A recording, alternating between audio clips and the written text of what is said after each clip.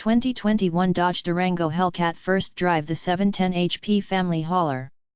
Manifest Hellcat Destiny has brought us the latest inevitable supercharged V8 machine from Mopa, the 2021 Dodge Durango SRT Hellcat.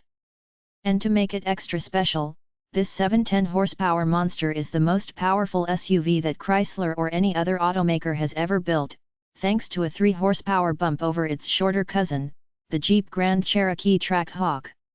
It's also a limited production model, so it'll be an instant collectible. And it offers the unique opportunity to share the Hellcat experience simultaneously with 5 other people while also towing up to 8,700 pounds. Oh, and enjoying the extra traction of all-wheel drive. But there are a couple drawbacks that make the Hellcat cars and the less potent Durangos smarter choices.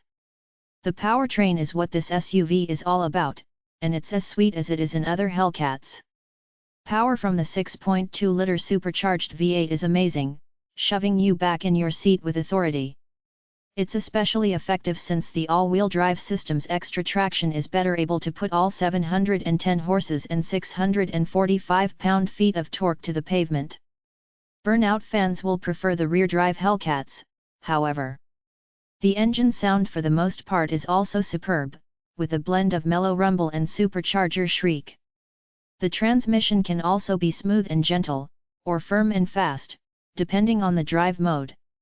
It's easy to see why people love this thing. It's not perfect, though. For one thing, as wonderful as the exhaust note is, it's a shame Dodge hasn't fitted a dual-mode exhaust. Cruising on the highway, there's a constant, low grumble. You might not think about it on short trips, but it will wear on you as the miles accumulate. Also, if you're just cruising around town, between 2,500 and 3,500 RPM, you can get some serious drone and resonance. Also, unsurprisingly, the Hellcat is the thirstiest Durango with a combined fuel economy rating of just 13 mpg. The SRT Hellcat also gets handling and stopping upgrades.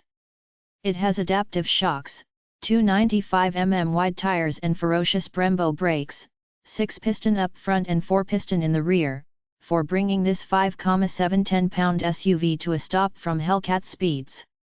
Handling is impressive considering the size and age of the Durango. Body roll is mild in the standard street mode, and is mostly eradicated in the sport and track modes. The Durango feels heavy, but it is composed in corners in all modes and has loads of grip.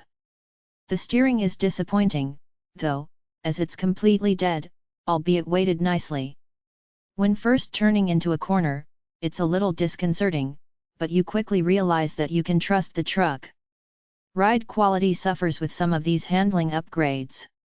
The standard setting is a little too soft and crashes over large bumps, and the track setting is too stiff, feeling jittery and bumpy over even small imperfections. That leaves the middle ground sport mode as oddly the most comfortable choice. It may still be a little stiff, but it has good body control. The interior benefits from the same updates as all 2021 Durangos, with a new dashboard, revised door panels, and a 10.1-inch touchscreen infotainment system that runs the latest Uconnect 5 software.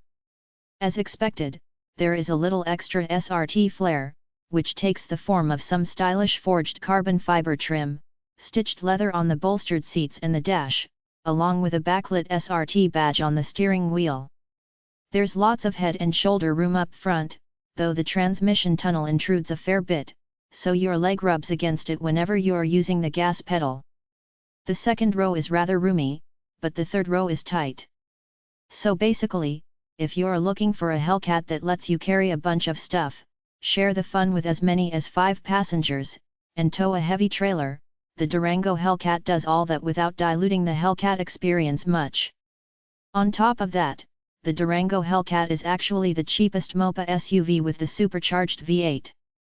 It starts at a still lofty $82,490, but that's less than the 2-row Grand Cherokee Trackhawk at $89,165, this despite the Durango being larger and a one-year-only model. If you're being logical, or perhaps slightly less irrational, it might make more sense to buy a Challenger Hellcat that starts at just $60,490. It's lighter, woollier, and would leave you money left over to buy a used Durango R/T for your practical needs. But if you need a monster all-in-one machine, there's no cheaper or better way to get this much power and versatility than the Durango Hellcat.